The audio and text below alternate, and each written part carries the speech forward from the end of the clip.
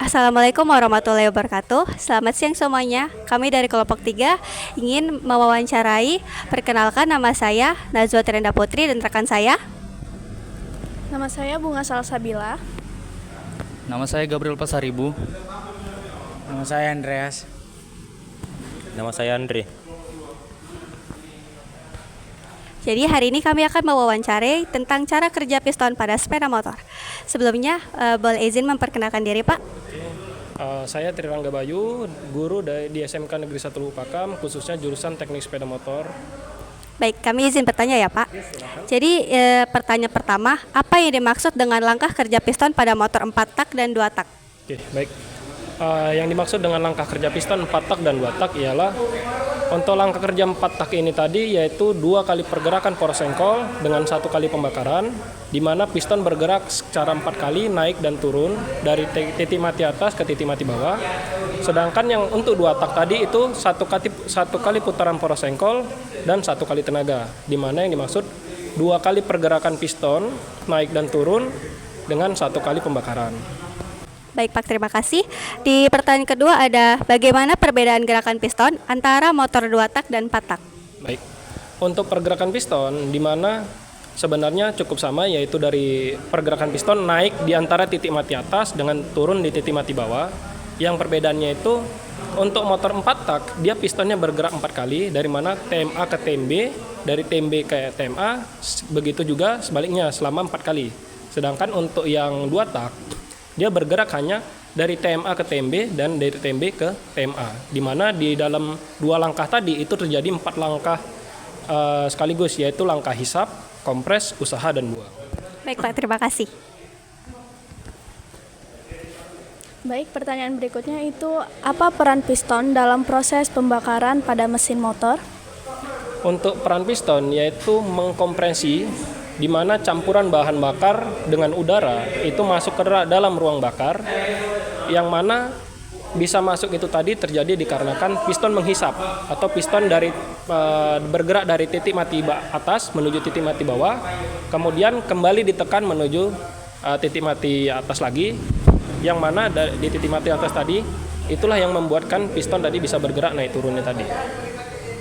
Baik. Pertanyaan selanjutnya, bagaimana cara piston bergerak di dalam silinder motor? Untuk piston bergerak itu dia hanya naik turun, yang mana naik turun tadi ini diatur oleh yang namanya crankshaft, atau kalau di bahasa Indonesia kan itu poros engkol. Poros engkol tadi mengubah gerak naik turun menjadi gerak putar.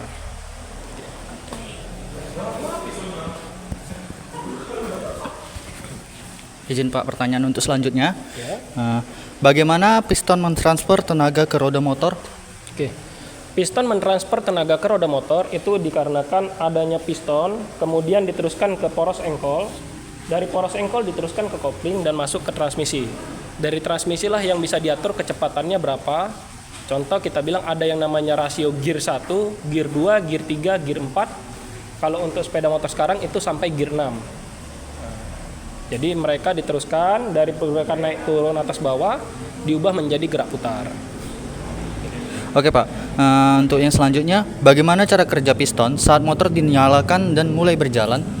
Jika dinyalakan dan berjalan, pertama piston akan mendapatkan yang namanya tadi campuran bahan bakar yang masuk melalui karburator. Kalau zaman dahulu, kalau sekarang namanya throttle body atau sistem injeksi, masuk ke ruang bakar, di mana di ruang bakar ini tadi akan terkompresi secara turun naik, yang kemudian diteruskan menuju ke kopling.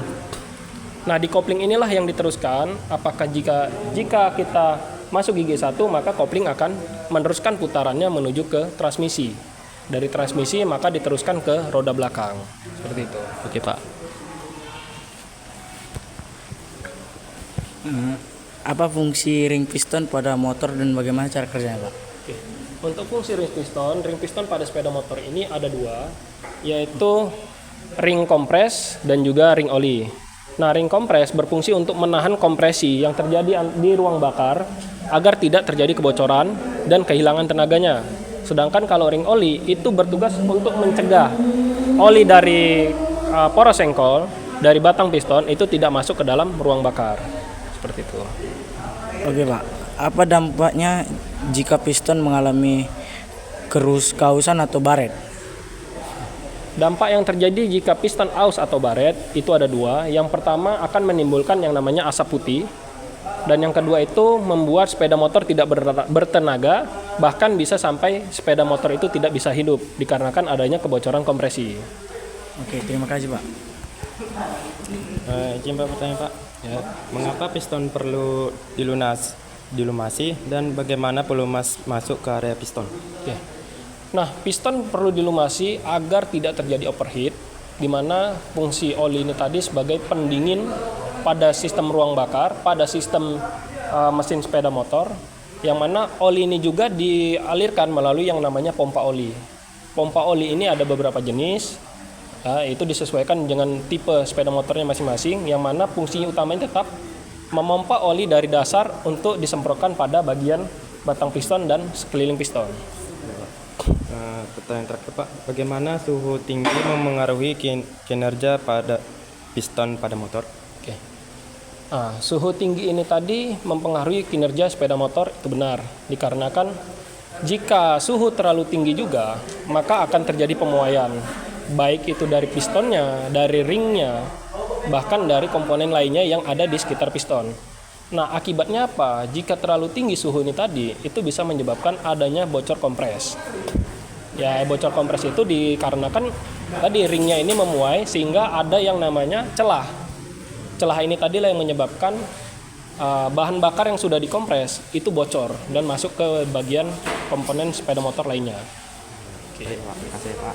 Siap. Baik, itu saja wawancara dari kami. Sekali lagi terima kasih ya Pak telah menjawab dari pertanyaan-pertanyaan kami.